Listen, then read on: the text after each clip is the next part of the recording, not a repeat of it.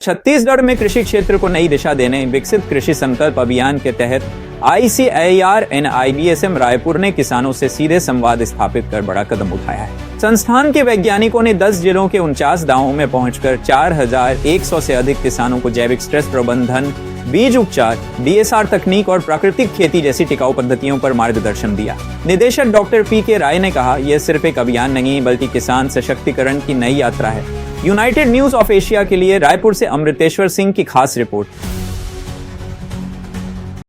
और यहाँ आने के बाद कुछ जो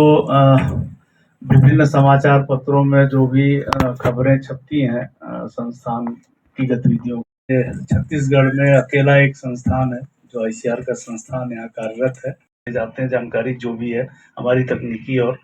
इसके अलावा हमारा मेरा गांव मेरा गौरव का प्रोग्राम है, उसके तहत भी जा रहे हैं।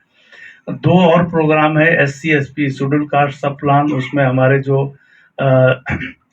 किसान भाई हैं जो इसमें वृद्धि में उनकी उपज में बहुत तरह से प्रभाव पड़ता है,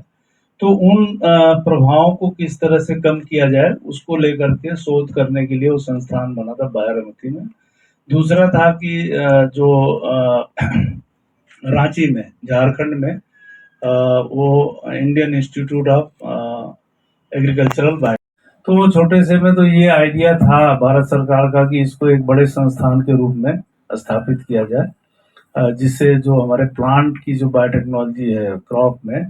उसको एक नई दिशा मिले और उसका विस्तार मिले, उसके लिए वहाँ। और तीसरा संस्थान जहाँ हम अभी बैठे हुए हैं जो बायोटिक स्ट्रेस,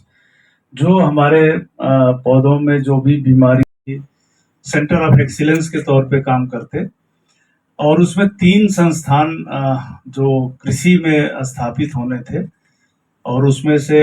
एक तो जो है ना बारामती में जो हमारा एक एबायोटिक स्ट्रेस, जैसे हम बात करते हैं, आप सभी मीडिया से जुड़े हुए बंधु हैं, तो पौधों में, लेकिन कृषि विज्ञान केंद्रों में आप सभी जानते हैं उनका जो स्टाफ का जो एक लिमिटेशन है, 6 वैज्ञानिक SMS और एक